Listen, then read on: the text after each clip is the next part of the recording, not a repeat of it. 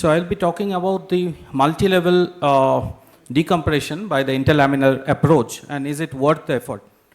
So as we know, endoscopic surgery is a minimally invasive technique and has its advantages of reduced recovery time and less post-operative pain. So we can use the interlaminar window, as my previous speakers have explained, as a versatile approach in treating not only unilateral problems but bilateral problems, and also for up-migrated pathologies, down-migrated pathologies.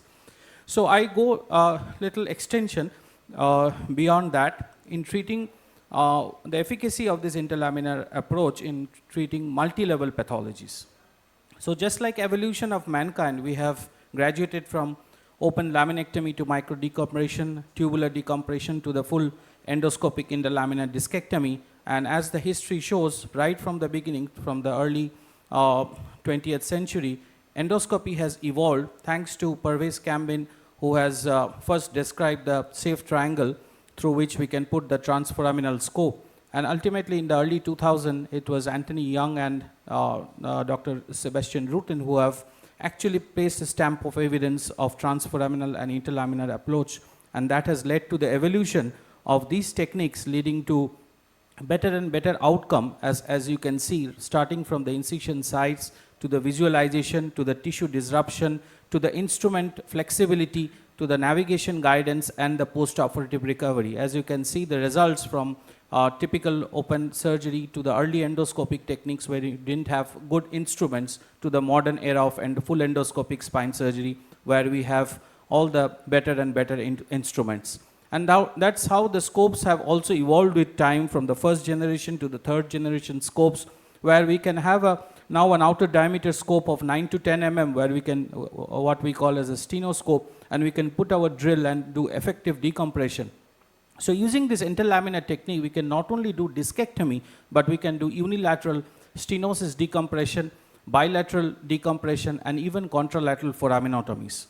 So what are my indications? I am in the beginning phase of this multi-level decompression. It is basically multi-level canal stenosis, multi-level disc herniation, and a permutation combination of both.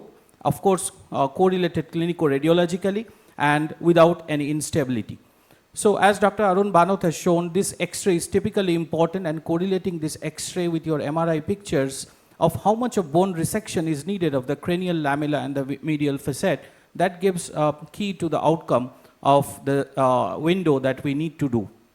An interlaminar approach gives us the versatility, gives a very good window to tackle pathologies not only in the central canal, the ipsilateral foramen, but even the contralateral pathologies. And most importantly, we can use it as a versatile technique by using the single incision, single entry point in treating 2 or even 3 level pathologies.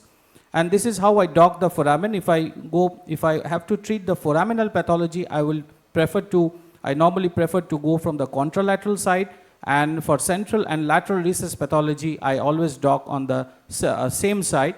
For the central pathologies on the spinolaminar junction, and for foraminal or lateral recess pathology, I dock near the facet. So what are the advantages of interlaminar approach? Of course, minimally invasive, broad decompression, enhanced visualization, and preservation of spinal stability. So this is my early experience. So I have compared 3 cases of single level microscopic versus single level monoportal endoscopic decompression, and 3 cases where a multi-level endoscopic, multi-level microscopic versus multi-level monoportal surgery. So these are my results. You can see the operating time for me being in my initial days of multi-level endoscopic practice, it is much more than in case of microsurgery. But the blood loss was significantly less, both single level as well as multi-level. And this is how we calculate the blood loss in endoscopic surgery. We take the total irrigation fluid and calculate the hematocrit of the irrigation fluid versus the patient's preoperative hematocrit, and we can get an estimate of the blood loss in endoscopic spine. So if we compare the ODI, they were almost similar in microscopic versus endoscopic surgery, both for single level and multi-level lesion, but the VAS score was a bit different, and it was quite significant at 1 month and 3 months follow-up in both single level as well as multi-level decompression as compared to the open microsurgeries. So the clinical and evidence and outcomes were comparable or better results than microscopic surgery for multi-level disease.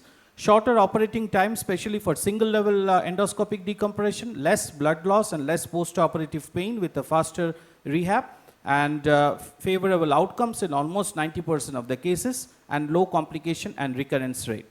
The challenges were obvious: technical complexity, risk of incomplete decompression, and of course the learning curve.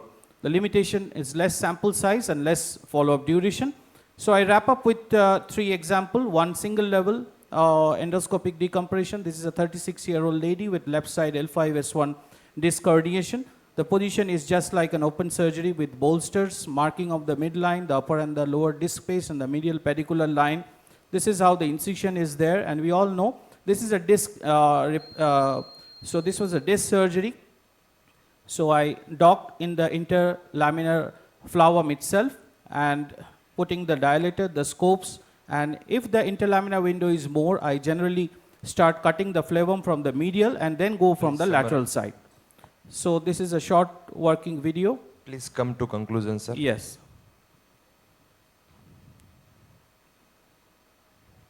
So seeing the pre-op and the post-operative pictures, and patient mobilized well and discharged on the same day. This is another case, multi-level case.